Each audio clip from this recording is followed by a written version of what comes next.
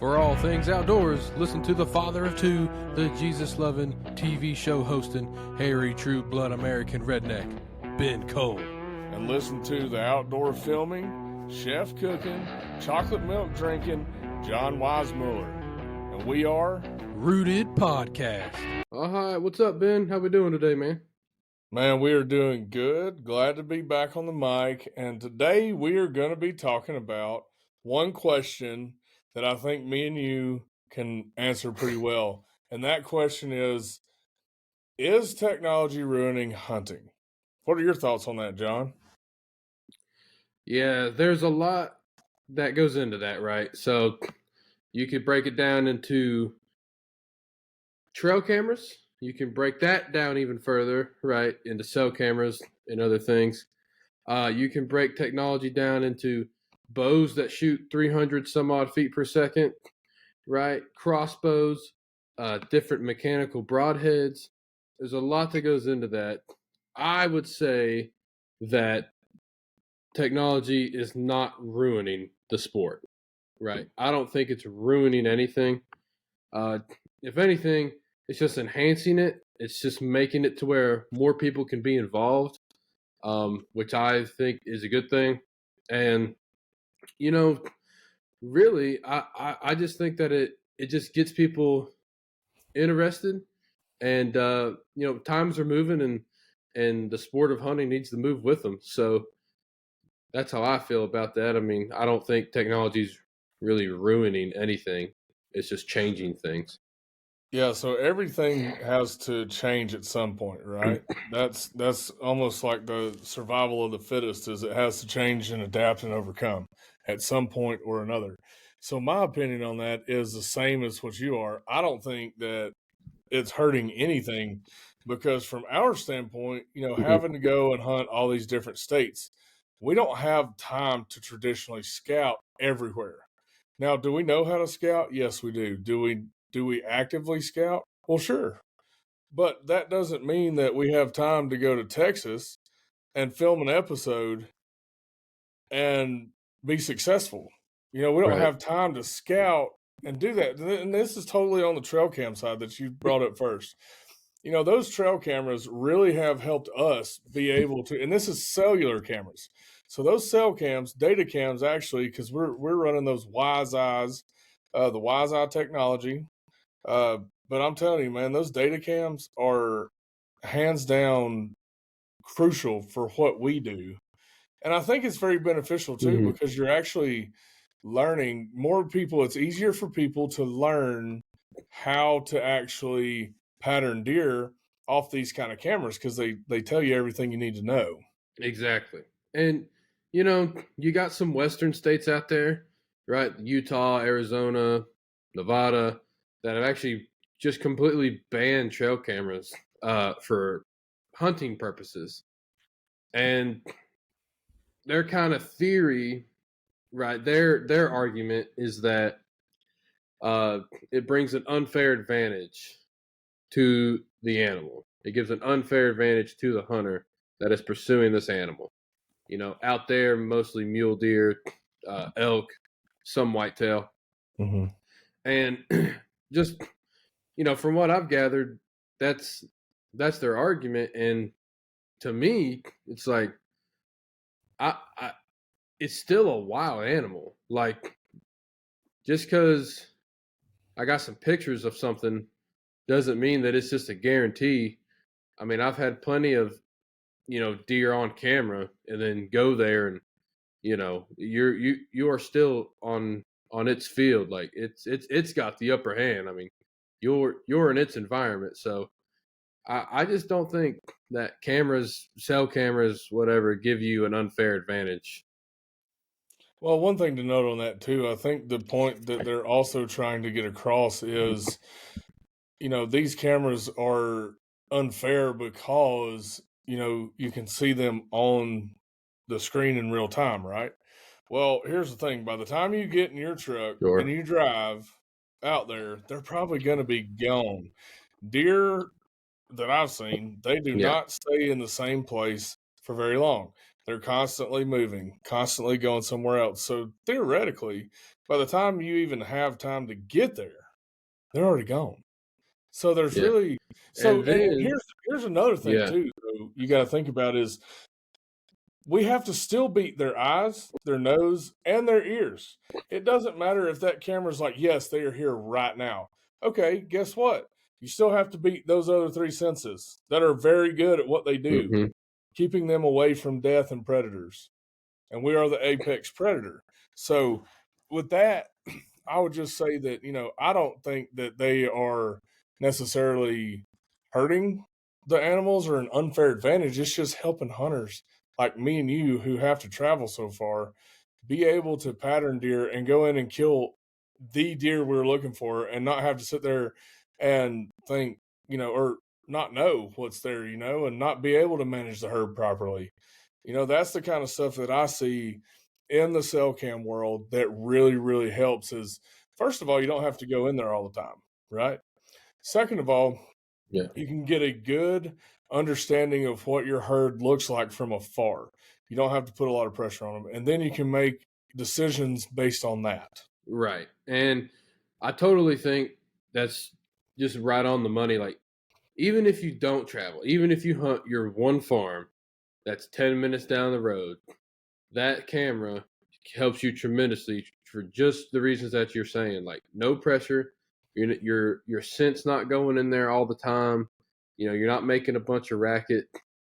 And I just really think that, yes, it helps the hunter, but I don't think it hurts the deer per se.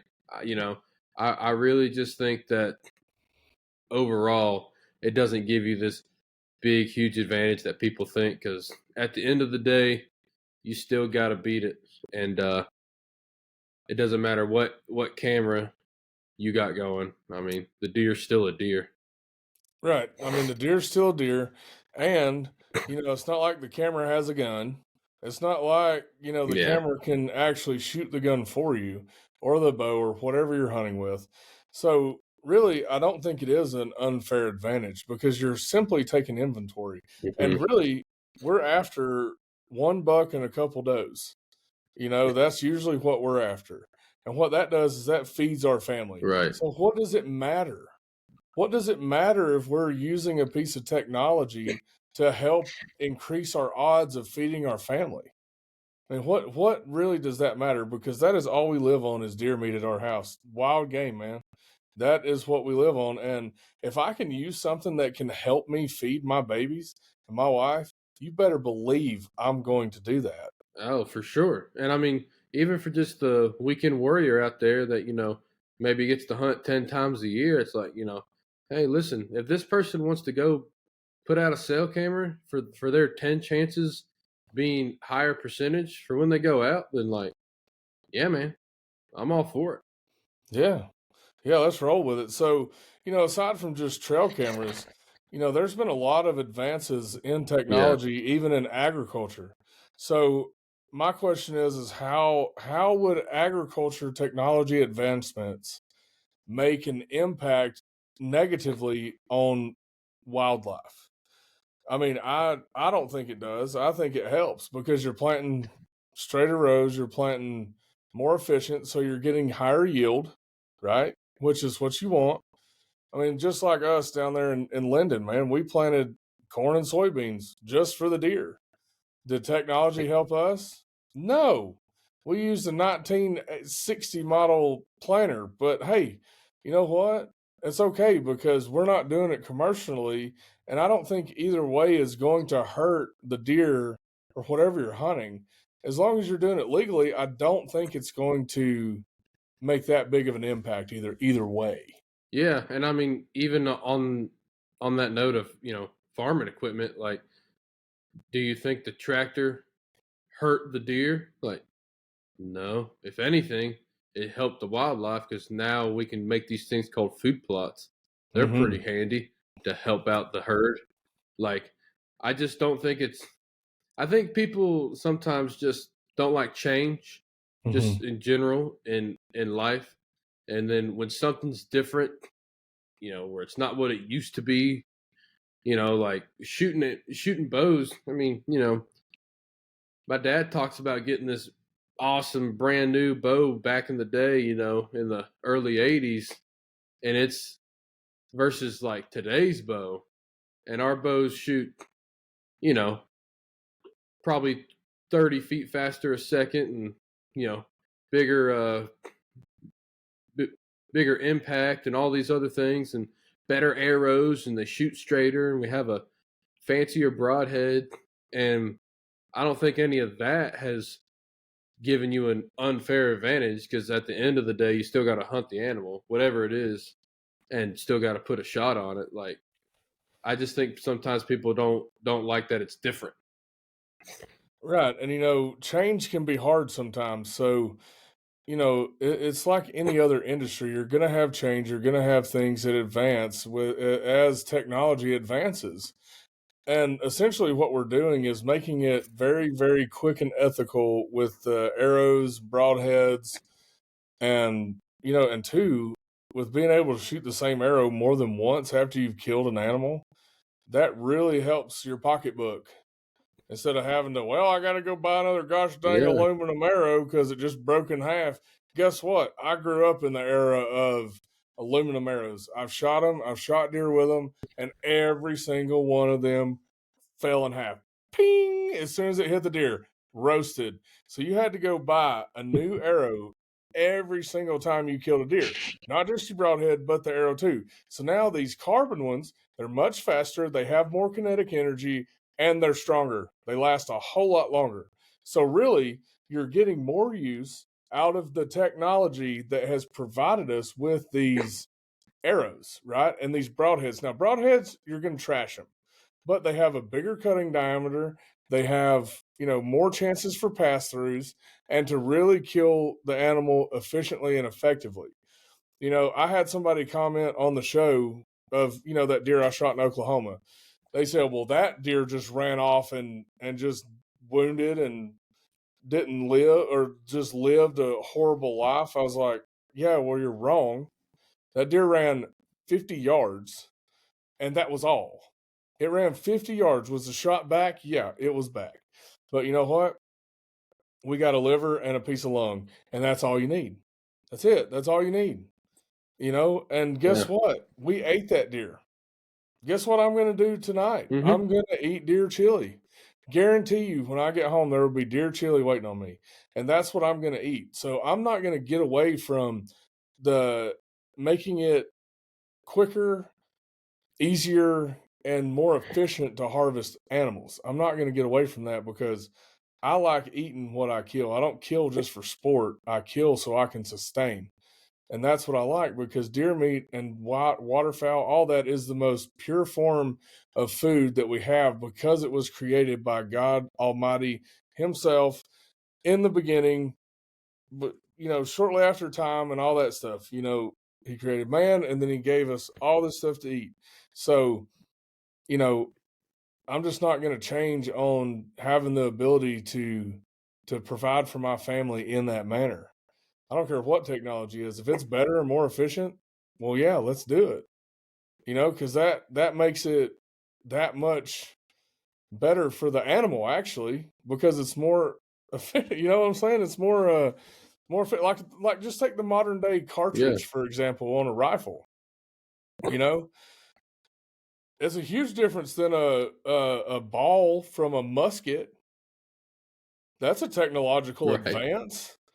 I mean, what are your thoughts on the ball to the musket and the rifle? What do you see the biggest difference in those two things right there? Yeah, so I know we're kind of going all over the place here, folks, but we're just fired up about it, man, because it's kind of just a silly conversation. But so let's just talk about that rifle for just a second. I just am trying to imagine a world where we're sitting in a tree stand or a blind, and we have a musket, like a for real, not a nice CVA muzzle loader. No, like a for real musket with a ball that's probably deformed in some shape or fashion, and then halfway pointing it at an animal. Versus today, right? When I take my 30-06 out and I, shoot a deer at 150 yards, and it's just really precise, well built bullet, right? That's got this nice casing, the powder's all nice and packed, and they're all like that. They're all made the same. Got a great primer, got a well built bullet that flies great, that impacts great, explodes great, and the deer's just done like that. And it's like, which one would you rather do? The little tiny ball or this awesome precision bullet? Like, sure, it helps the hunter. That's the whole point.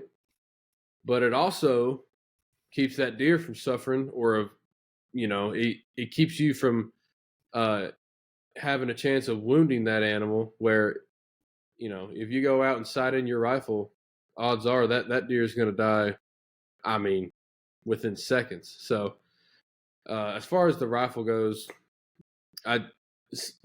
something like that is just kind of point blank obvious. And I think we should take that same conversation to, crossbows, to trail cameras, things of that nature. Yeah, man, and I agree with you on that, because like you were saying with the rifle, so the rifle is very quick and very efficient, right? The deer don't even know it's happened, it's over with.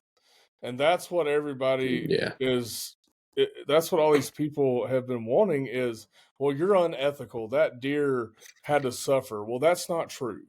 That deer dies instantly. There's Right. no feeling, there's no anything. They don't even know it happened. They just died. And then guess what? They become food, which is what they're intended to be. So moving forward, I know there's a lot of fuss about the crossbow as well, right? Being in the same deal as bow season. Same season. But yeah, same season as archery. But here's my thing on that. When I was growing up, everybody's like, oh, well, only handicapped folks shoot crossbows. Well, what do you consider handicap? I think it's a tool to kill a deer really quick. Am I saying anything about a compound bow? No, I love hunting with a compound. I love it. But also, I don't mind. My whole point with this, John, that I'm getting at is we need to stop caring so much about what everybody else is doing and just be proud for people like, yeah, man, that's awesome. Way to go. You killed a good deer. I agree. Fantastic. Instead of being so caught up in, well, they killed that with a bow, or they killed that with a crossbow, or look at him. He's over there shooting that poor little deer with that rifle.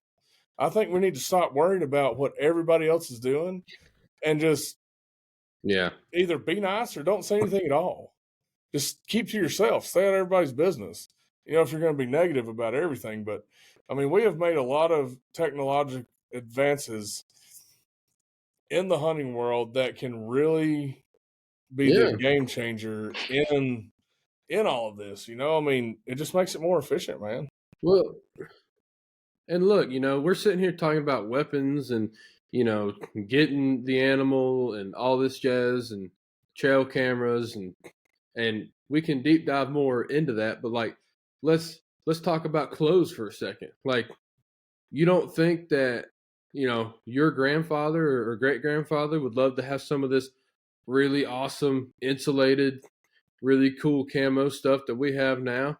Like, and some of these boots that are, nice and tall and durable and got good ankle support and really waterproof, like all this stuff. And like, I just, this whole argument within the hunting community as well. Like, I'm not even talking about anti-hunters or anything. Like, these are hunters bashing other hunters to be like, man, you're not a real hunter if you don't wear this, or if you don't sit on the ground, or if you don't sit on a steel tree stand, you're not a real hunter if you sit in this blind with a heater, or whatever. It's like, man, all these advances are happening, and if they make people, for example, the clothes, if they make people sit longer and have better hunts and make them happier and make them want to go hunting again, I think that's awesome. Because, and we can touch on this too, like,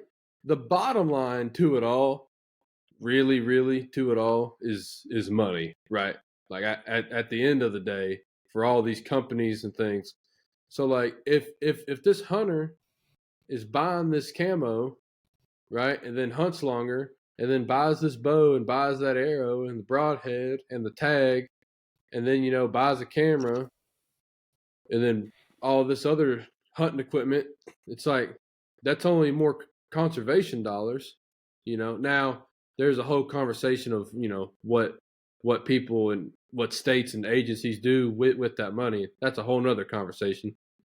But I see nothing wrong with technology advancements helping people hunt, and people buying more products, which in turn helps out the ecosystem of whatever animal you're trying to hunt. Yeah, man. No, I mean, that's 100% spot on. And I agree with everything you just said, because it is a lot of the hunting community. It really is. Man, I killed a bigger buck than you. It's sad. Or you're not a real turkey hunter because you used a fan or a decoy. All right, cool story. Guess what? I like to kill. I don't like getting skunked, John. I like to come home Yeah. with a bird, because guess what? I make turkey nuggets as soon as I get home. That's the deal. We kill a bird, we eat it. Plain and simple. Does Yeah. it matter how we get to point A or point B as long as it's within the rules and regulations of that state? No, it does not. None of that matters. As long as we are in the rules of where we're hunting, the laws, none of it matters, because everything else is just somebody's opinion. And like I do, opinions are like buttholes. Everybody's got one and they all stink. That's right. so, that's kind of my take on that is, it's becoming more of a competition instead of a bunch of buddies around a campfire. That's what it's turning into. And, I think that we can tie it all in together with the technology, because, hey, let's be honest. How many folks, if you want to really get down to the nitpickings of technology, how many folks are going hunting and sleeping in a tent or in a shelter that they built themselves, like a stick shelter, Yeah, without electricity? exactly. Tell me how many of y'all out there. I want to know. I really want to know. I'm very curious. And I'm not being derogatory or hateful or whatever. I am genuinely curious how many people still hunt from a man-made shelter. Like, I'm not talking about one you built yourself, like a house you built yourself. I'm talking about like a primitive shelter that you built, or a tent. That's what I want to know. How many people are still hunting that way? Because if you're not, and you have electricity, well, then you are absolutely using technology. Even if you are tent camping, if you're using a flashlight, guess what? That's technology. It's all technology. At the end of the day, everything advances over time, right? That's what it is. That's what we're dealing Yep. with. And I think, like I said before, I think people need to stop looking at what everybody else is doing. If everybody is doing it legal, okay, cool story. Who cares how they get to point A or B?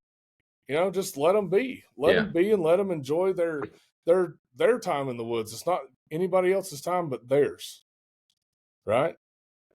Yeah, exactly. And I just think that's so spot on, man. Like if there's some person out there that's just busting their tail, taking care of the family and the house and all this, and they got 3 hunts for the year, and they want to use their 30-06 or whatever, and you go sit in their blind with the heater that they spent their hard-earned money on, and they done went on and bought a tag. Like, who the heck are you to tell them that they're not a real hunter? It's like, Yeah. man, listen, dude. If I mean, if they can use a cell camera and it helps them harvest a deer or a whatever, I'm all for it. It's almost necessary in some aspects for some people, Mm-hmm. And look, man, and also on the flip side, if you've got all the time in the world, and you carve out your time to go scout and you only shoot compound bow and you only hunt out of whatever, then hey, that's awesome too. That's great. I love that for you. That's just not how I do it.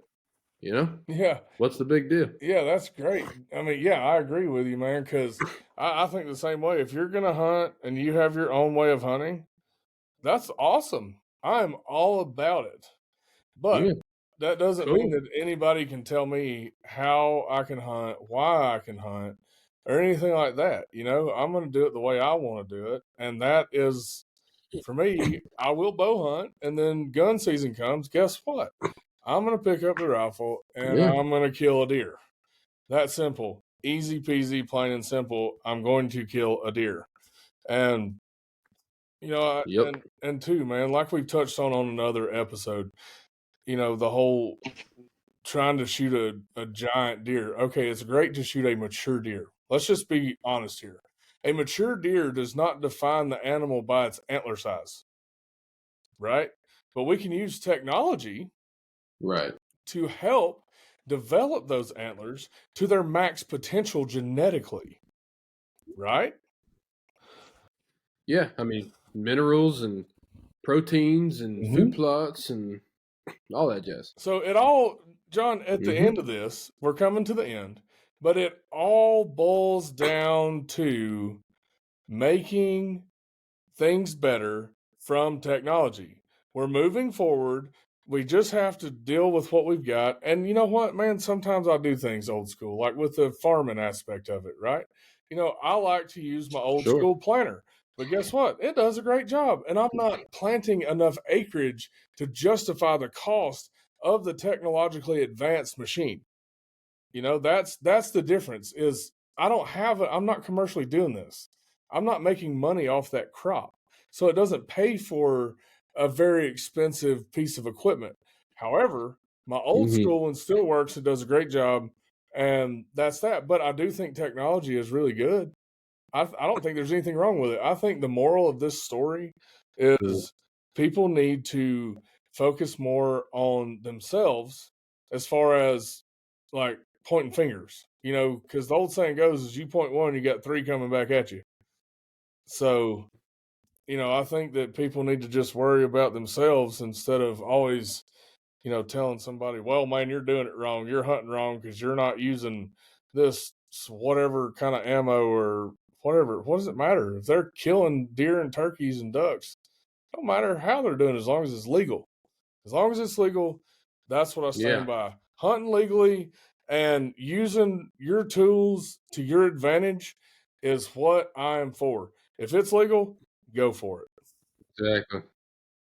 Exactly. Because I mean, we didn't even touch on, speaking of turkey hunting. I mean, we didn't even touch on this whole wave of TSS. Like now, people are shooting birds effectively, like 60, 70 yards, 80 yards. Like it's getting crazy, man. It's like, hey, listen, if you want to shoot a turkey at 70 yards and you can do it, cool beans. So same concept. It doesn't matter if it's TSS or game cameras or rifles or box blinds versus sitting on the ground, like all of it. The whole moral of the story is I don't think technology is ruining hunting at all. I think it's only helping and advancing it and getting more people interested in it. And some of the quote unquote old heads, the people who don't want to change, listen, don't change. I'm not telling you to change. What I'm telling you is just accept that change is happening and people hunt different than you, and it's okay. Because at the end of the day, we're all on the same team. We're hunters, we're conservationists. We love the wild, we love the animal, we love God, and let's just go have fun in the outdoors, however you want to do it. That's right. Nothing better than shopping in God's grocery store your own way, right? Nothing better than that, man. Just hey, that's it, yeah, that is it. And just hunt. Yeah, just hunt and feed your family. Do what you want to do. If it makes you happy, do it. As long as it's legal. If it's legal in your state, exactly. just do it, man. I'm all for that philosophy, but one last thing is that this ain't about anybody else. This is about your time in the woods with God. This has nothing to do with anybody, actually, other than you and God. Your time to sit with Him in perfect harmony. That's why I love the Sinking Creek Ranch so much, is because I can be down there with no cell phone service, and all I am is in the middle of God's creation, man. And there is no peace like that peace on this earth. There's seriously no peace like God's peace on this earth. Period. End of story. That's just the way that is. Yep. Well, folks, I think that's going to do it That's the for way the us cookie crumbles. on this episode. And John, if you feel the need that we want to dive in deeper on another episode, we can do that too. But for now, we're going to sign off. Don't forget, go and subscribe to our YouTube channel. Subscribe to all the streaming apps, Rooted Television. Okay, we're going to cut that there. Remember that. This is like 30:55. Okay. I'm just going to start over. All right, guys. So at that, we are going to sign out. Don't forget, like and subscribe on all the social platforms, all the streaming platforms, and of course, YouTube. That's all for me. The Redneck is signing out. See y'all soon. See y'all.